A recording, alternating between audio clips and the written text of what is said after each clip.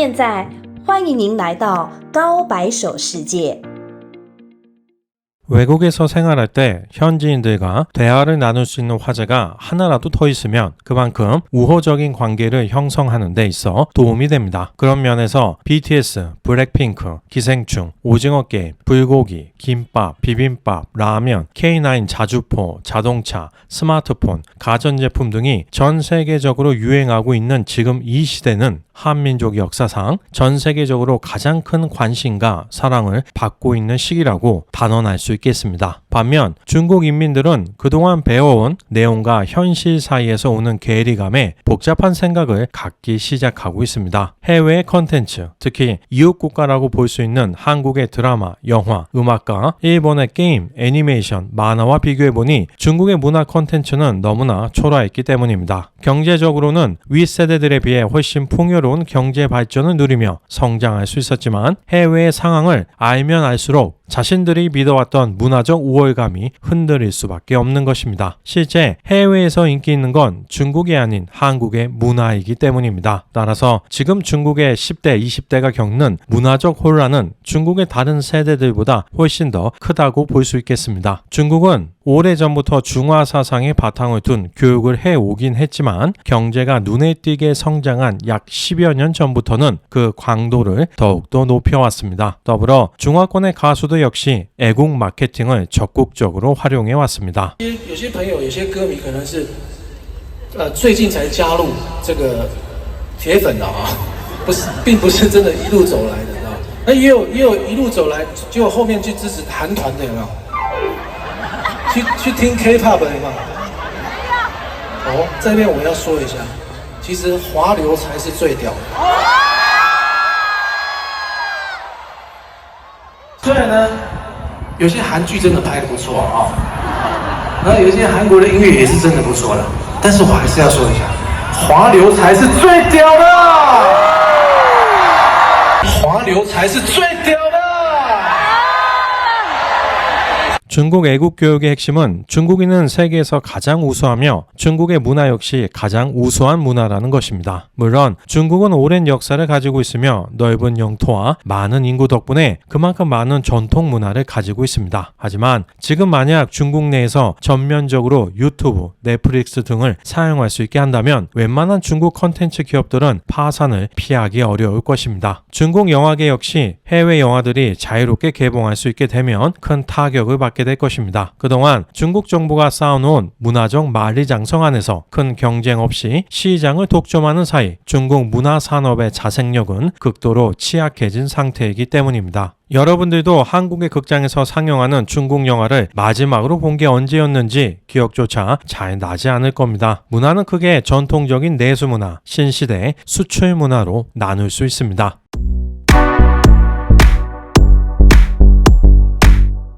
전통적 내수문화는 오래된 문화유산, 고전 문학 등을 예로 들 수 있겠습니다. 사람들마다 여러 가지 기준은 있겠지만 세계 유산이 가장 공신력이 있다고 볼 수 있겠습니다. 2024년 1월 기준 168개국에 걸쳐 총 1199개의 세계 유산이 있으며 이 중 문화유산은 933개, 자연유산은 227개, 복합유산은 39개입니다. 보유 숫자를 기준으로 한 종합 순위를 보면 이탈리아 59개, 중국 57개, 프랑스 52개, 독일 52개, 스페인 50개로 5강을 이루고 있습니다. 이탈리아 인구는 5,900만 명 정도로 중국의 24분의 1, 국토는 3% 정도밖에 안 되는데도 불구하고 가장 많은 세계 유산을 가지고 있습니다. 이는 인간의 문화력과 창의력은 인구수와 큰 관계가 없다는 것을 보여주고 있습니다. 중국의 문화유산은 39개로 겨우 5위에 불과했지만 자연유산이 14개로 1위였기에 종합 2위에 랭크될 수 있었습니다. 이와 같은 내수문화는 주로 관광산업에 도움이 됩니다. 2023년 기준 세계 방문객 순위를 살펴보면 5위는 5천만 명이 방문한 이탈리아, 4위는 5,100만 명이 방문한 튀르키예, 3위는 역시 5,100만 명이 방문한 미국, 2위는 7,200만 명이 방문한 스페인, 1위는 무려 8천만 명이 방문한 프랑스였습니다. 경제력이 상대적으로 높은 유럽인들이 여행을 많이 가기도 하고 근처 국가로 떠나는 경우가 많습니다. 더불어 아시아 등 다른 지역에서 유럽 여행을 갈 때도 보통 유럽의 여러 국가들을 같이 여행하는 경향이 있기 때문에 유럽은 여행객 순위에서 큰 지리적 이점이 있습니다. 만약 프랑스가 남아공이나 호주 옆에 있었더라면 결코 1년에 8천만 명이나 되는 관광객이 찾지는 않았을 것입니다. 반면 중국 정부의 발표에 따르면 2023년 중국을 찾은 외국인 관광객은 1,378만 명이었습니다. 일본은 2,400만 명이었는데 절반 정도밖에 안 되는 것이며 한국의 1,100만 명과 비교해도 큰 차이가 없었습니다. 수많은 세계 유산을 가지고 있는 국가라고 보기에는 너무나도 초라한 이 결과는 중국의 문화력, 전통 문화가 외국인들에게 그다지 매력적이지 못하다는 것을 분명하게 보여주는 근거입니다.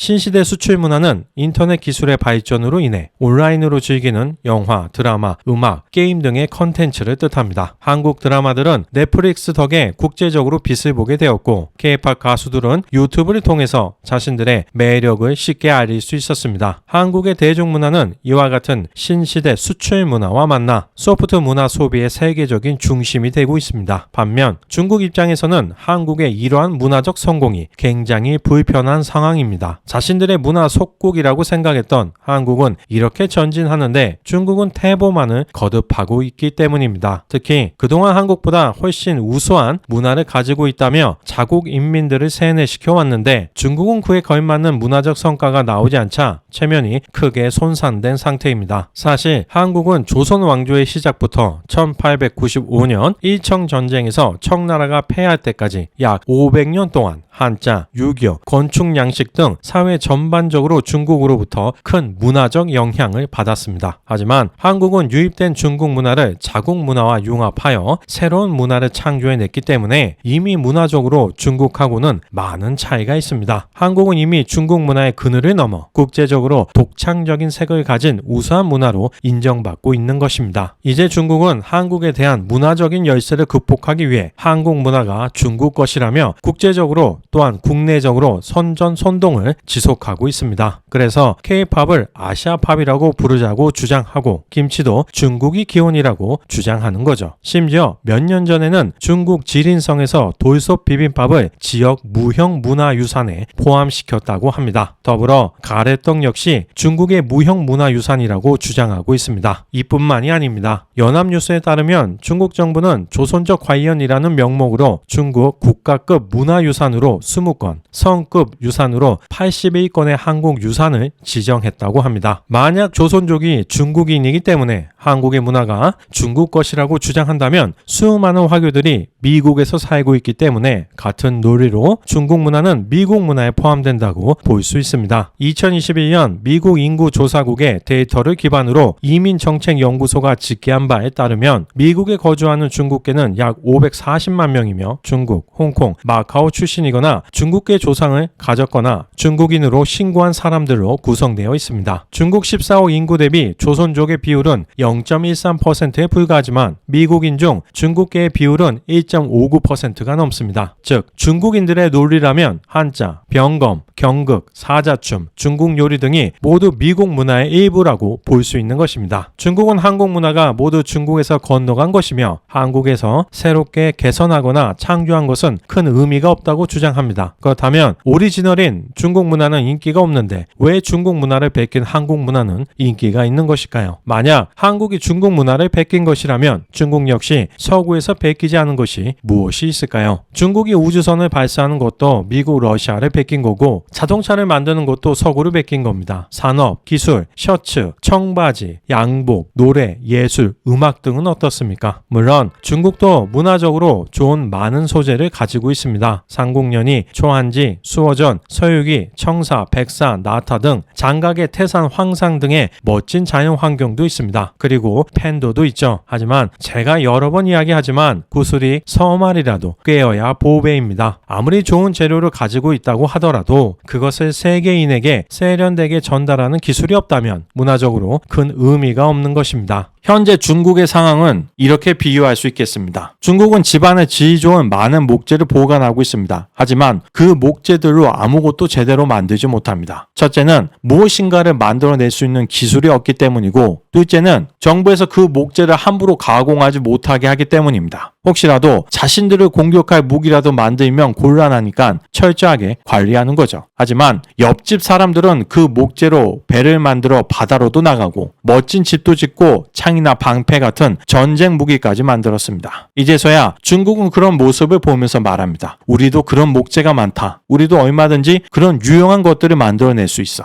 하지만 정말 만들어낼 수 있다면 굳이 그런 말을 할 필요가 없죠. 직접 만들어서 보여주면 되니까요. 현 시대의 문화적 영향력은 원래 자신의 문화가 아닐지라도 각종 역사, 소설, 신화 등을 모티브로 자신들의 새로운 시각과 이야기를 더해서 해석함으로써 멋진 창작물을 만들어내는 겁니다. 하지만 중국은 역사적으로 자신들의 문화가 가장 융성했을 때조차도 아시아권을 벗어나지 못했습니다. 최근 가장 인기 있었을 때는 약 3, 40년 전 영국령 홍콩으로 대표되는 컨텐츠가 유행했을 때입니다. 성룡의 영화들, 영웅봉색, 도신, 동방불패, 천년유언, 주성치 영화들, 황비용, 이영걸의 정무문까지는 그래도 아는 분들이 꽤 많을 겁니다. 본토 작품들 역시 1990년 전후 붉은 수수밭이나 패황별이 같이 중국 사회의 어두운 부분을 잘 묘사한 수작들이 있었죠. 하지만 중국 문화의 봄날은 결코 길지 못했습니다. 내부적으로 엄격한 검열 기준을 적용하여 창의적인 작품이 나오지 못하게 막았기 때문입니다. 제대로 교류하지 못하는 문화는 고여있는 물과 다를 바가 없습니다. 그러지 못하면 결국 썩게 될 수밖에 없는 것이죠. 우리는 그동안 여러 영상들을 통해서 중화 사상과 중국 대중문화에 대해서 이야기했습니다. 일각에서는 왜 그렇게 이웃나라에 대해 이야기하냐고 불만을 표하지만 여러분이 중국을 좋아하든 좋아하지 않든 우리는 중국과 외교, 경제, 문화면에서 지속적으로 교류할 수밖에 없기 때문에 중국에 대해서 잘 알아야 합니다. 또한 중국은 이미 우리를 여러 번 침공한 사례가 있기 때문에 또 다시 공난을 겪지 않기 위해서라도 중국에 대한 지식을 늘려야 하는 건 너무나도 당연한 일입니다. 중화 사상은 기원전부터 시작하여 현재까지 오랜 시간 동안 지속적으로 발전되어 왔기에 중국인의 사고와 정서 깊은 곳에 자리하고 있습니다. 그래서 중화 사상은 우리가 도대체 중국인은 왜 그렇게 행동할까라는 의문이 들 때 많은 부분에서 답을 해줄 수 있는 키워드라고 할 수 있겠습니다. 이번 영상에서는 중화 사상과 중국 대중문화를 통해 중국인의 본 모습에 대해서 이야기하겠습니다.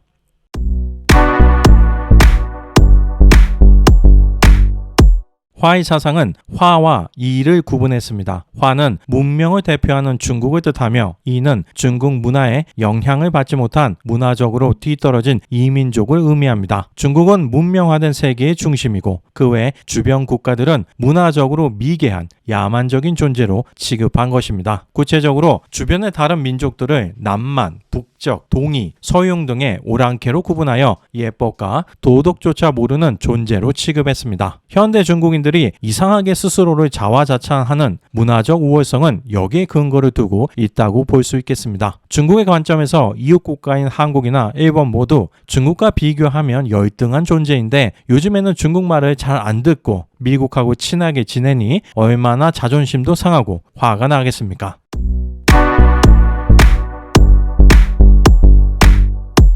천하가는 북은 세계의 중심이자 천자의 나라이며 다른 나라들은 모두 주변으로 보는 것입니다. 천명사상에 따르면 천자는 하늘의 자식이며 중국 황제를 뜻합니다. 따라서 천자는 하늘이 부여한 권위로 천하를 다스릴 권리가 있습니다. 즉 중국 황제에 의한 통치는 하늘의 뜻을 받드는 것이기에 중국의 세계 지배를 정당화하는 근거이기도 합니다. 여기서 말하는 천하는 단순한 지리적 개념이 아니라 문화, 정치적인 의미를 모두 포함하는 것입니다. 즉 모두가 중국 문화 문화를 받아들이고 따라야 한다는 뜻입니다. 중국이 좀 먹고 살만해지니 바로 미국과 패권 경쟁에 몰두하고 주변 국가들과 많은 분쟁을 일으키는 모습을 보면 중국인들이 가진 이러한 사상을 어렵지 않게 이해할 수 있겠습니다. 중국은 항일 전쟁을 통해 일본 제국주의와 싸워서 이겼다고 자화자찬하고 있지만 중화 사상과 파시즘은 유사한 점이 매우 많습니다. 대표적으로 자국 우월주의, 민족적, 문화적 공통성과 우수성 강조, 과거 영광의 회복 등을 들 수 있습니다. 즉 히틀러의 아리아인 우월주의와 중국의 중화 사상이 지향하는 바는 비슷한 것이죠. 이처럼 중화 사상은 특유의 문화적 우월주의, 배타적인 사고방식 때문에 지금과 같은 다민족, 다문화적 세계에서는 다른 국가들과의 충돌을 피할 수 없습니다. 그리고 그로 인한 국가 이미지 훼손과 외교적 긴장으로 인한 손실은 온전히 중국 인민들이 감내할 수밖에 없는 것입니다. 중국어를 모르는 외국인에게 집요하게 중국어로만 계속 이야기하는 것도 비슷한 맥락입니다. 중국이 가장 우수한 문화를 가지고 있기 때문에 중국 문화가 세계의 중심 문화가 되어야 하며 당연히 중국어 또한 세계 공용어가 되어야 한다고 생각하는 것입니다. 그래서 무작정 외국에 가서 중국어로 음식을 주문하는 챌린지가 유행하기도 하는 거죠. 중국인들은 보통 뜨거운 물이나 더운 물을 마십니다. 중의학에서 체온보다 차가운 음료를 마시면 몸의 균형이 깨진다고 말하고 있기 때문입니다. 문제는 외국에 가서도 무조건 뜨거운 물을 요구하며 만약 상대방이 제공하지 않으면 그것을 잘못된 행동이라고 생각하는 것입니다. 이 역시 중국 문화가 다른 국가들보다 우수하기 때문에 당연히 중국식을 따라야 한다는 믿음이 마음속 깊은 곳에 깔려 있기 때문에 나올 수 있는 행동입니다. 더운 물이 몸에 좋은데 그것도 모르고 차가운 물을 마시고 있기에 어리석다고 생각하는 거죠. 의학적으로 찬물, 더운 물은 신체에 큰 차이가 없는 것으로 알려져 있습니다. 자세한 내용은 이 영상을 참고하시면 되겠습니다. 지난 영상에서 한번 소개했었던 기내에서 막무가내로 뜨거운 물을 달라고 요청했던 중국인 부부의 사례 역시 중국인들의 이러한 사고방식을 잘 보여주고 있습니다. 얼마 전 태국의 한 항공사의 비행기에서 한 중국 부부가 큰 분노를 표출한 사건이 있었습니다. 태국에서 중국으로 돌아가는 출발 시간이 굉장히 늦은 저가 항공편이었는데 컵라면을 사서 탑승한 후 승무원에게 뜨거운 물을 달라고 요청했는데 거절을 당했습니다. 물론 비싼 좌석은 라면을 끓여서 주기도 하지만 이런 저가 항공들은 무료 기내 서비스가 거의 없다시피 하죠. 그래서 표값이 저렴한 거죠. 이 항공사는 회사 방침상 기내에서 판매하는 음식을 구매해야 뜨거운 물을 제공할 수 있다고 합니다.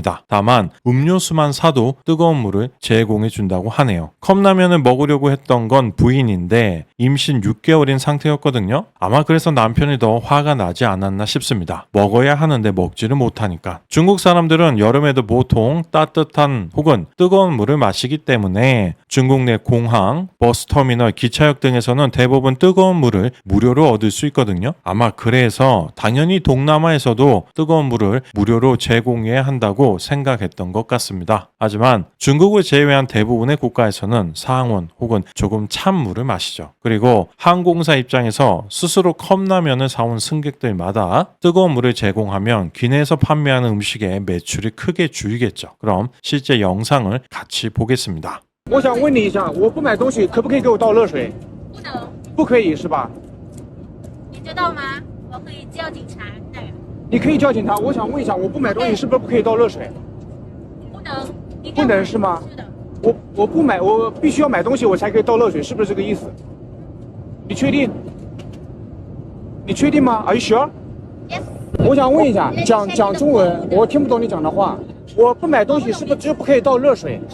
是不是？你现在代表你们泰国人的形象，我们所有中国人都在看着，知道吗？你们是强买不是吗？你说不可以，其实我刚刚已经妥协了。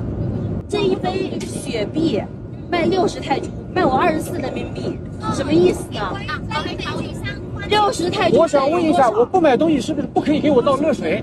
问一下。等一下，你们说。我自己买的这个，我自己有，我只是接点热水。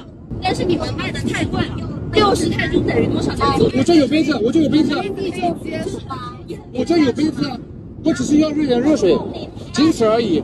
중국인들은 모두 어려서부터 중화 사상에 근거한 교육을 받으며 자라나기 때문에 말씀드린 것처럼 중화 사상을 통해 중국인들의 언행을 보다 쉽게 이해할 수 있습니다. 중화 사상의 또 다른 특징은 바로 중국인 특유의 폐쇄성입니다. 자신들의 문화가 가장 우수하고 남들은 다 오랑캐이기 때문에 굳이 교류할 필요도 없고 상대방을 배려할 이유도 없습니다. 제주도의 한 길거리에서 어린아이가 영역 표시를 하는 것을 가만히 보고 있었던 중국 여성. 식당에서 태연하게 전자담배를 태우는 중국 여성에 대해 한국인들은 이상하다고 생각할 겁니다. 보통 위생에 대한 지식이 부족하고 공중 도덕을 잘 안 지키기 때문이라고 생각하겠죠. 물론 그것도 맞는 말이지만 언급했던 것처럼 중화 사상의 핵심은 한족이 다른 민족들보다 우월하다는 것입니다. 따라서 자신들보다 열등한 사람들이 사는 곳에 가서 굳이 예를 갖출 필요는 없는 것이죠. 더불어 길거리는 내 집 거실이 아닙니다. 그러니 쓰레기 정도는 아무 곳에나 버려도 됩니다. 식당 역시 내 집 식탁이 아니기에 내가 그곳에서 담배 좀 피운다고 문제될 것이 아닙니다. 중국인의 이러한 사고를 잘 보여주고 있는 대표적인 건축물이 바로 만리장성입니다. 북방의 이민족을 막기 위해 건설했다고 하지만 그 이면에는 한족이 가장 우수하기 때문에 다른 민족들과는 교류 자체를 할 필요가 없으니 끊어버리겠다는 뜻이 숨어 있는 것입니다. 한국의 대부분의 아파트 단지들은 자유롭게 출입이 가능합니다. 각 동에 1층에만 비밀번호나 얼굴 인식 등으로 거주자 혹은 업무가 있는 사람만 출입을 할 수 있게 합니다. 하지만 중국은 삼선도시의 가난한 동네라도 입구부터 보안 요원이 문을 지키고 있습니다. 중국에는 한국처럼 개방되어 있는 아파트 단지는 극히 드물다고 할 수 있겠습니다. 이처럼 남과 나를 철저하게 나누는 중화 사상의 폐쇄성으로 인해 중국은 항상 외부와의 단절을 시도하고 있습니다. 거대했던 청나라도 외부와 담을 쌓고 살다가 서구 열강들과 메이지 유신을 통해 일어선 일본에게 본토가 점령당하는 수모를 겪었지만 그들은 아직도 본성을 버리지 못하고 있는 것입니다. 만약 중국이 인터넷, GPS 등의 신기술을 미국보다 먼저 개발했다면 그 기술을 전 세계인들이 사용할 수 있게 했을까요? 만리장성을 짓는 것처럼 중국 안에서만 사용할 수 있게 했을 가능성이 매우 높습니다. 이러한 폐쇄성이 극명하게 드러나는 부분 중 하나가 바로 이민입니다. 미국으로 이민 가는 것보다 중국으로 이민 가는 게 훨씬 더 어렵습니다. 여러분들 역시 중국 국적을 받은 사람에 대한 이야기를 들은 적이 거의 없을 겁니다. 중국은 국가대표 운동선수가 되는 경우가 아니라면 거의 받아들이지 않기 때문입니다. 이는 신중국 건립 이전부터 내려온 오래된 정책입니다. 중화 사상의 폐쇄성으로 인해 외부와의 교류보다는 내부적인 통합과 안정에 더 중점을 두기 때문입니다. 우리가 모두 잘 아는 JYP 구설수가 있기는 하지만 한국을 대표하는 가수이자 많은 후배를 양성한 K-POP 산업의 1등 공신입니다. 현재 한국을 대표하는 4대 기획사인 하이브, JYP, SM, YG는 모두 가수 혹은 작곡가가 창업한 회사들입니다. 그리고 지금도 활발하게 후배 스타들을 양성합니다. 하지만 중국 본토뿐만 아니라 홍콩이나 대만 출신 가수들인 성룡, 유독하, 주걸윤,